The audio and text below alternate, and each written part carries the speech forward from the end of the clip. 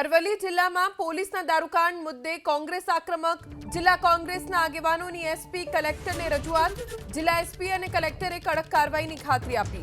પોલીસના દારૂકાંડ મુદ્દે કોંગ્રેસના આગેવાનોમાં રોષ જોવા મળ્યો. જિલ્લા કોંગ્રેસના આગેવાનોએ એસપી અને કલેક્ટરને મળીને રજૂઆત કરી છે અને સમગ્ર મામલે તટસ્થ યોગ્ય તપાસ થાય તેવી માંગ કરી. જિલ્લા પોલીસ વડાશ્રીને અમે વિનંતી કરી કે આ રીતે જો કાયદોનું ભંગ થતું રહેશે તો પ્રજાને પોલીસ તંત્ર ઉપરથી વિશ્વાસ ઉઠી જશે. માટે આપને અમારી વિનંતી છે કે આવા ઇસમો ઉપર યોગ્ય કાર્યવાહી થાય, કાયદો અને વ્યવસ્થાનું પાલન થાય આ જિલ્લાની અંદર.